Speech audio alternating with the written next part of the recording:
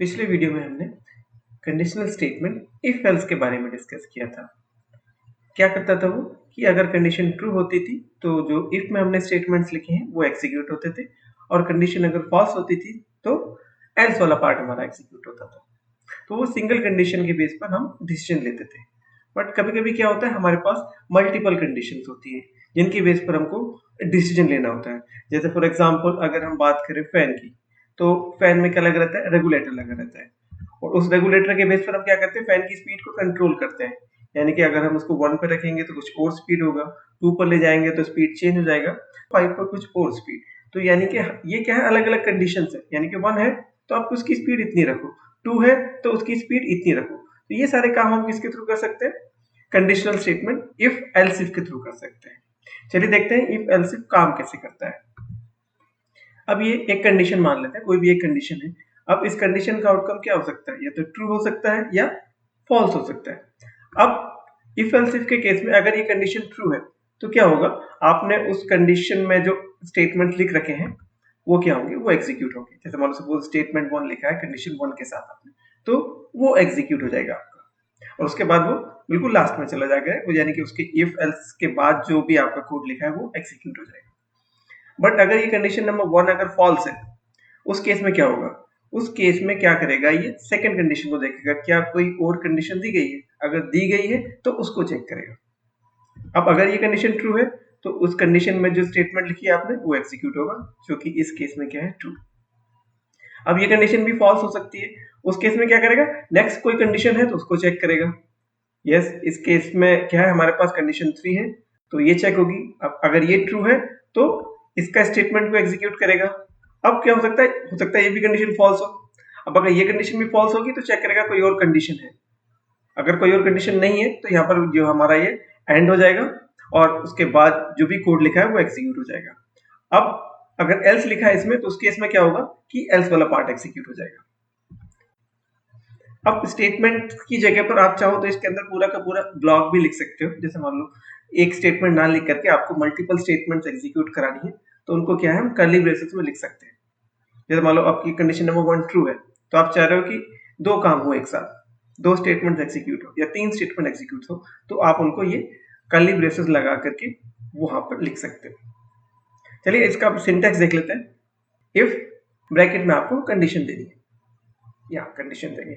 अगर ये condition true होगी तो क्या होगा, ये यहाँ पर जो भी स्टेटमेंट्स लिखे हैं आपके वो एग्जीक्यूट होंगे। अभी तो स्टेटमेंट 1 लिखा है, लेकिन यहाँ पर एक से ज्यादा स्टेटमेंट भी हो सकते हैं, तो कंडीशन ट्रू होने पर ये एग्जीक्यूट होगा। अब अगर ये कंडीशन फॉल्स होगी तो क्या करेगा, वो एल्स इफ में जाएगा और कंडीशन 2 चेक करेगा। अब अगर ये कंडीशन 2 ट्रू हो जाएगी तब क्या होगा, वो स्टेटमेंट नंबर 2 को एग्जीक्यूट करेगा। लेकिन अगर ये कंडीशन 2 भी फॉल्स होती है, उस केस में वो 3 पे जाएगा। ये भी फॉल्स अगर होती है तो एल्स वाला पार्ट एग्जीक्यूट होगा। तो एक तरीके से सारी स्टेट कंडीशंस एक दूसरे से जुड़ी हुई है।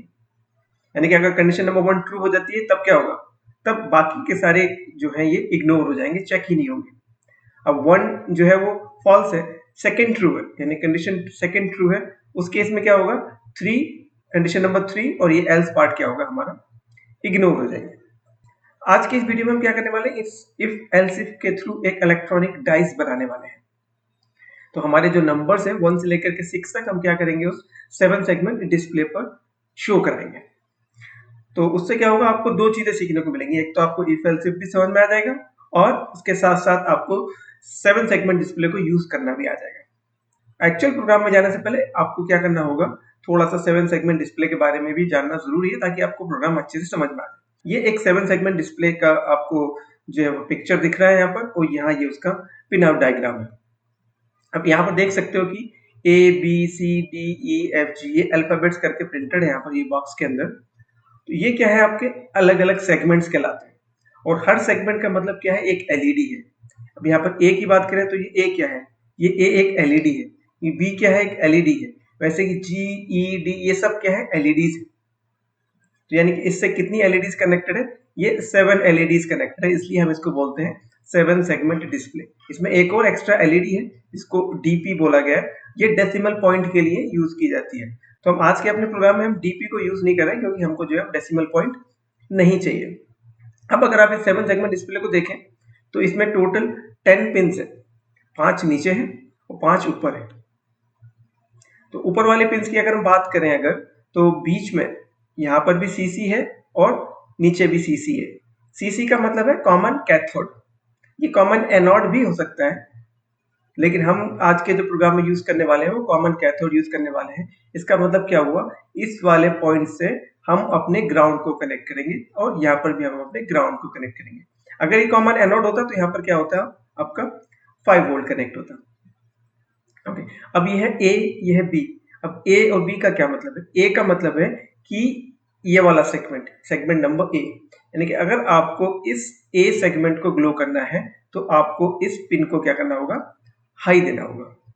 अगर आपको बी को ग्लो करना है तो आपको क्या करना पड़ेगा, इस वाले पिन को क्या देना पड़ेगा, हाई देना पड़ेगा। वैसे ही आप डी को हाई कर देंगे तो ये वाला ग्लो हो जाएगा। आपको एफ को ग्लो करना होगा तो आपको इस वाले पॉइंट को क्या करना पड़ेगा, हाई देना होगा। आपको जी को ग्लो नहीं करना है तो क्या कर देना पड़ेगा, आपको जी को लो देना पड़ेगा। तो इस तरीके से ये काम करता है। अब आपको नंबर्स को प्रिंट करने के लिए क्या करना पड़ेगा, कुछ एलईडीज को इनमें जो है वो ग्लो करना पड़ेगा, कुछ एलईडी को आपको ऑफ रखना पड़ेगा।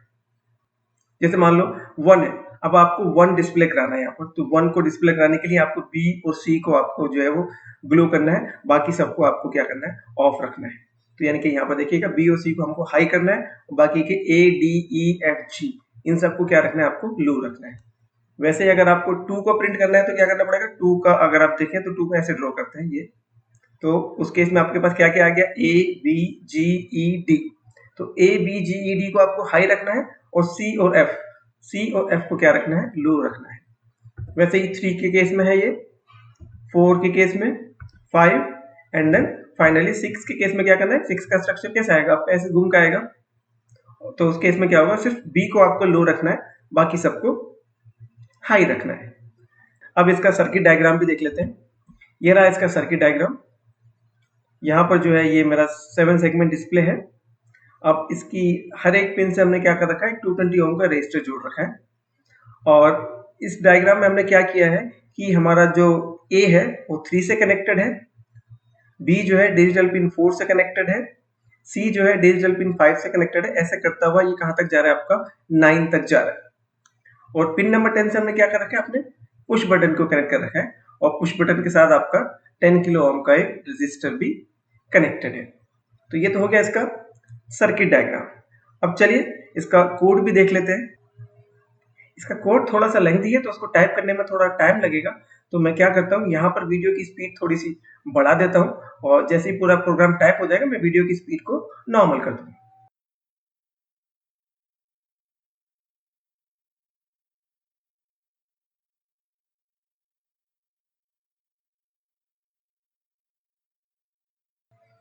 ये प्रोग्राम हमारा पूरा टाइप हो गया।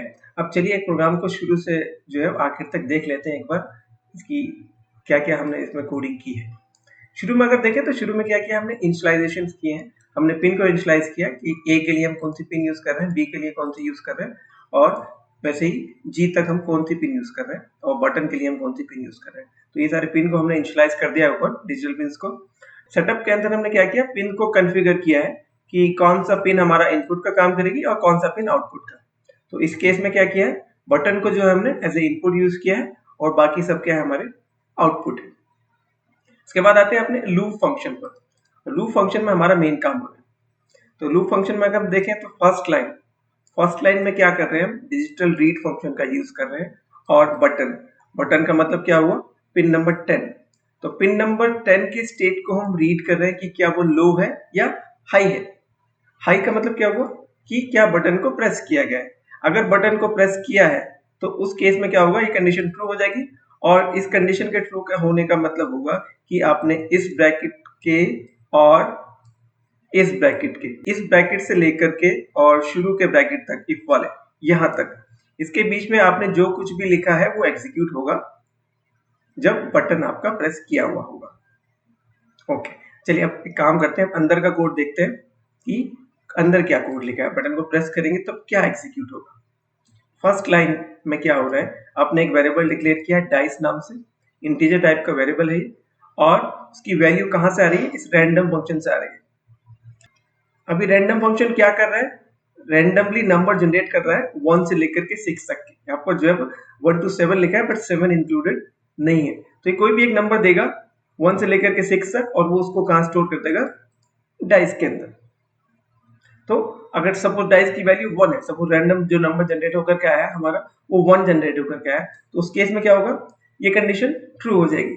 और इस कंडीशन के ट्रू होने का मतलब क्या हुआ, हमारा जो बी और सी, यानी कि बी और सी का मतलब क्या हुआ, पिन नंबर 3 और 4 क्या हो जाएंगे, हाई हो जाएंगे।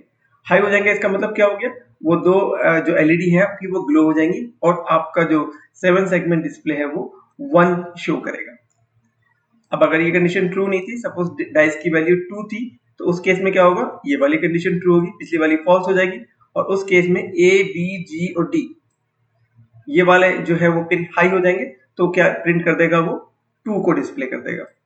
नेक्स्ट केस में क्या होगा, अगर उसकी वैल्यू जो है वो 3 है, तो उस केस में A B ji C D ये वाले पिन हाई हो जाएंगे, जिससे क्या होगा 3 वहां पर डिस्प्ले हो जाएगा।